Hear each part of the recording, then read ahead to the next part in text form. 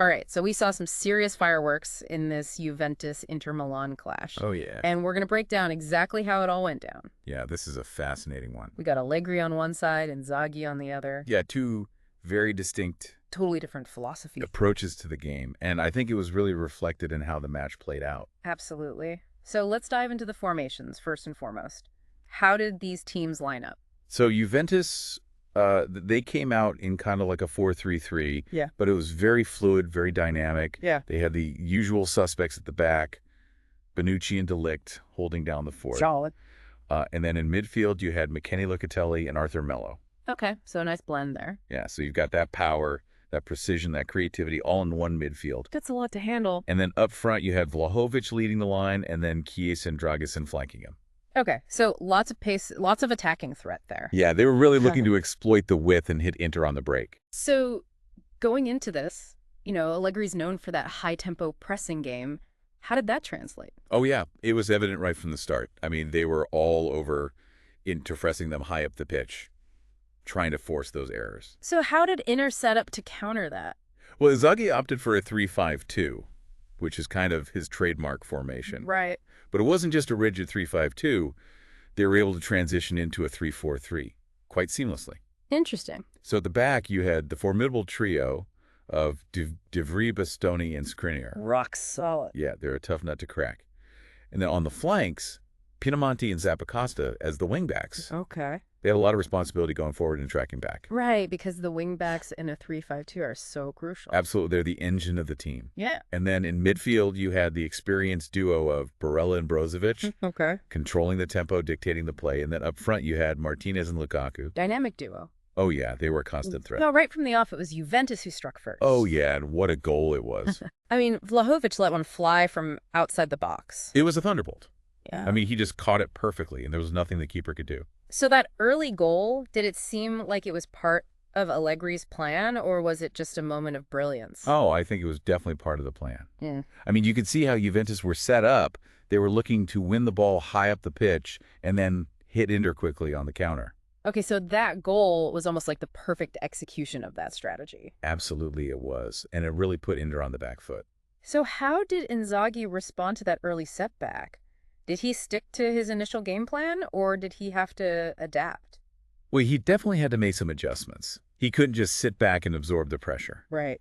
So what he did was he instructed his wingbacks to push even higher up the pitch, effectively turning that 3-5-2 into a 3-4-3. Okay, so he's trying to match Juventus's width. Exactly. He's trying to stretch the play, create more space out wide, and exploit those flanks. So it's a risky move, though, right? Because you're essentially leaving your back three a bit more exposed. Oh, it's definitely a gamble. But Inzaghi was willing to take it. He knew he had to do something to change the momentum of the match. And it seemed like it did have an impact. I mean, Inter started to create some chances. They were putting Juventus under a bit more pressure. Absolutely. They were starting to find their rhythm. Those wingbacks were getting into dangerous positions, and it looked like Juventus were starting to get a little bit rattled. But Allegri's no slouch either. I mean, he's known for his tactical flexibility as well. Oh, he's a master tactician, and he recognized the threat, and he countered it with a clever adjustment of his own. So what did he do? He switched to a 4-2-3-1, pushing Locatelli further up the field. Okay, so what's the thinking behind that? Well, it's a couple of things. First, it gives Juventus more attacking options in midfield. Yeah. You've got Locatelli, who can create chances and score goals himself. Right. And secondly, it disrupts Inter's flow. It limits the space out wide for those wingbacks to operate in. So it's a way of kind of shutting down Inter's main attacking threat. Exactly. And it almost paid off immediately. I mean, you remember that Chiesa chance? Yeah. Oh, yeah, he hit the woodwork. It was a whisker away from being a goal. And if that had gone in, I think Juventus would have been in complete control. Absolutely. So both managers making these tactical adjustments, trying to outmaneuver each other. It was like a chess match unfolding on the pitch. Just fascinating to watch. Really captivating stuff. So we've talked about the formations, the tactical setups, but then there was that moment of magic from Lukaku that brought Inter back into the game. Oh, yeah. What a goal that was. I mean, the composure, the finish under pressure, it was world class. I mean, he just took it so calmly, slotted it past the keeper like it was nothing. But it wasn't just about individual brilliance, was it? I mean, that goal was a culmination of Inter's patience, their resilience, and ultimately Inzaghi's tactical approach. You're absolutely right. I mean, they had been building up to that moment. They had weathered the storm. They had absorbed the pressure.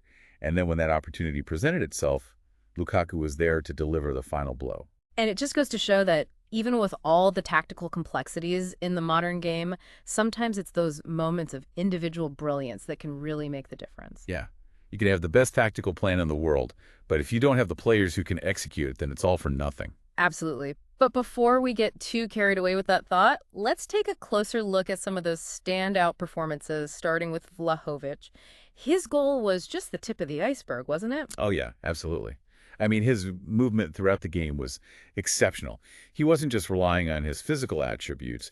He was constantly thinking, he was reading the play, he was anticipating where the space would open up and making those intelligent runs to exploit those pockets. And the commentators were raving about him, weren't they? Oh, yeah. One of them described his movement as poetry in motion, and I think that's a pretty apt description. It really was. He was just gliding across the pitch. Effortlessly. Yeah. And it wasn't just Vlahovic. I mean, we have to talk about Chiesa as well. For Juventus, he was just electric. Every time he got the ball, it felt like something was going to happen. I mean, the pace, the trickery he was giving Inter's defense, all sorts of problems. Yeah, those runs he was making, cutting inside from the flank, just constantly probing for weaknesses. It was like watching some of those legendary wingers of the past. Right. It was like he was channeling his inner, Exactly. And it wasn't just the attacking side of his game either. I mean, Yeah. his work rate was phenomenal. He was pressing high up the pitch. He was tracking back. He was giving everything. So it's easy to get caught up in the flashy attacking players, the ones who score the goals, but often it's the unsung heroes, the guys who do the dirty work in midfield who really make the difference. Oh, absolutely. And in this match for Inter, I think that guy was Nicolo Barella. Yeah, he doesn't always get the headlines, but he was everywhere, wasn't he? Yeah, he was absolutely everywhere. I mean, Yeah. he was breaking up Juventus's attacks. He was winning the ball back. He was starting Inter's own attacks. And he was doing it all with this incredible energy and intensity. So it's interesting, we've talked about the formations, the individual performances, but how did all of that fit within the larger tactical narrative of the game?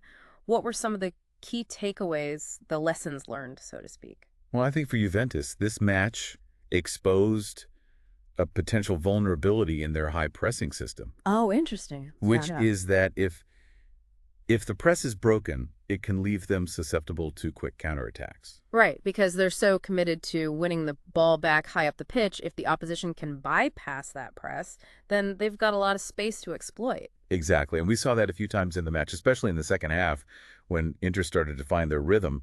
They were able to break through that press and create some dangerous opportunities. So is that something that Allegri needs to address? Does he need to maybe tweak his system a little bit?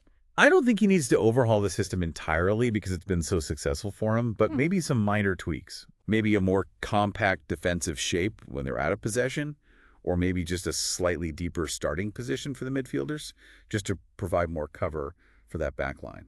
So it's all about finding that balance right between attacking intent and defensive solidity. Exactly. It's a delicate balance, and it's something that all top managers are constantly trying to perfect. And what about Inter? What did this match tell us about their tactical approach? Well, I think the big takeaway for Inter was Inzaghi's adaptability. Yeah. He showed that he's not afraid to deviate from his initial game plan.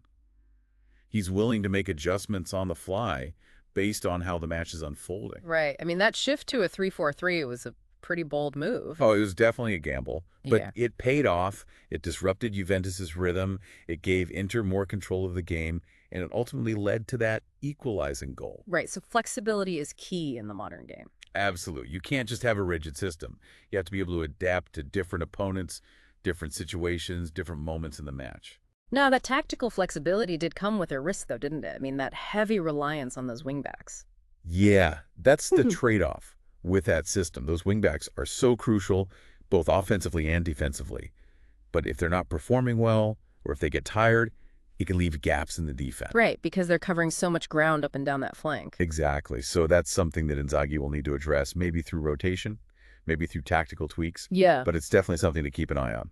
So it's fascinating. We've just dissected this one match, but it's really given us insights into the tactical trends in the modern game, the battle between these different philosophies, these different approaches. Absolutely. And it's a battle that's constantly evolving.